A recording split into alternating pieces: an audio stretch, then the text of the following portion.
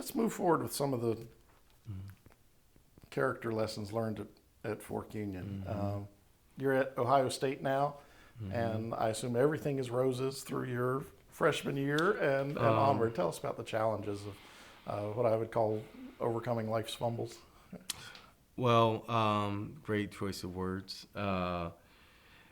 It wasn't all roses. Only maybe for the first 2 or 3 weeks. I had the opportunity to find my way on the field with a deep group of talented running backs. Guys like me may not have known Robert Smith, who was previously freshman of the year. He was national Gatorade Player of the Year in high school, coming out of high school in Cleveland. Started at running back at Ohio State. Carlos Snow just left. Scotty Graham just left. Raymond Harris, Butler Budnote. So the stable of running backs were deep, vast, and extremely talented. You could not afford to get injured, or you're pretty much you're done. It's next in line. Who's next? And my goal was to find my way on the field, and I did that by being a goal line specialist and a short yardage specialist as well.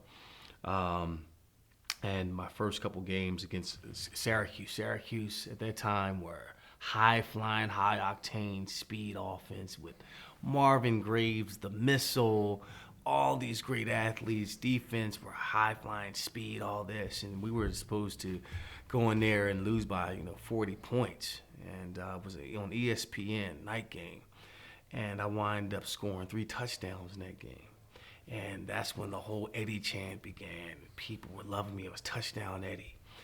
And, man, it was the freshman phenom. And every time I went in the game from that point on, fans would scream for me. We went up to play Wisconsin, lost Wisconsin, and we finally had our home opener against Illinois.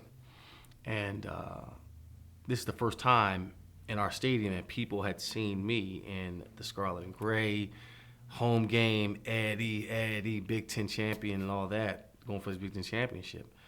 And when it was time for me to go in, I went in and I took the isolation toward the right, which was going up the middle. And I was stopped for no gain. And as I was going down, the ball comes out, bounces twice, goes into an Illinois defender's hands. He runs back 99 yards for a touchdown. Oh boy, devastated. Okay, the coaching staff still believed in me. They said, okay, we'll put you back in for the game-winning touchdown over Illinois. So we're driving, got down to the 1-yard line. Here's my chance to redeem myself. Tall sweep out to the left. Kick the pitch. Cut up field. I make the first guy miss. I'm going for the pylon on the far left. And as soon as I take that next step to burst, I got hit in the back by Illinois defensive back. Ball comes flying out in the air. They recover. Game over.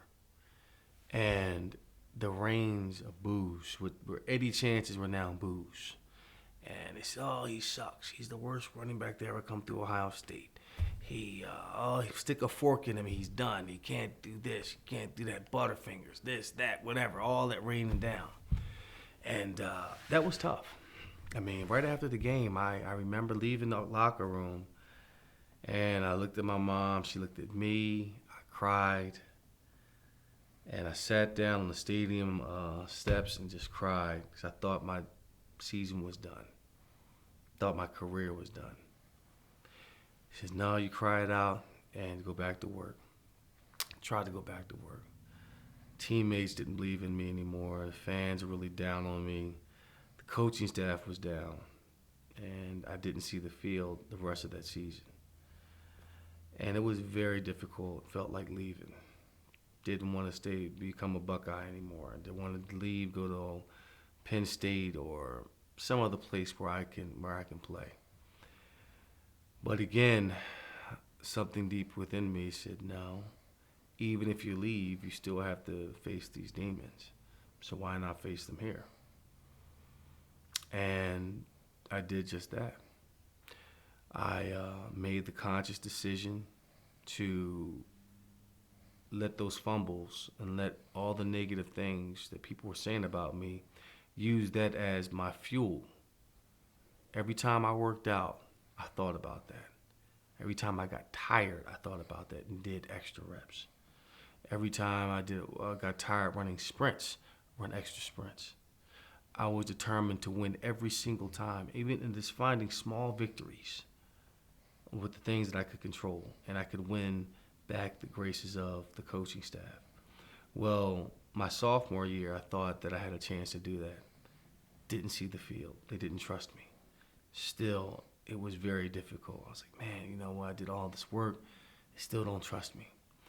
And worked longer, harder than anybody else still. Still continued to believe, still continued to dig in and to be the first one and the last one to leave, looking at film, studying great running backs, studying great players, reading books. I mean, doing everything I can to get through this period. And once I was afforded once I got the time to play my junior year, to really have a chance to play and show my talent, coaching staff still were kind of lukewarm on me. They said, okay, he's still not tentative. He's not quite the back we thought he was, not fast enough. He's not hitting the hole. He's still thinking, just trying to find my way. And then I just said, to hell with it. Just let go. Just let go and just go do your thing. Don't worry about what anybody says. Just be who you are. And once I started believing and trusting in myself and letting go and letting the system work for me, good things started to happen. And the confidence started to grow. And I was able to hold on to the ball without thinking about it. I was able to see things develop before it actually happened. All the hard work was starting to pay off for me, much like the foundation that was set here at Fort Union. That blueprint, once again, gave me the opportunity to get through some very difficult times my first 2 years at Ohio State, and to go on to become an All-American, Heisman Trophy winner, Doak Walker Award winner, and have a fantastic senior year.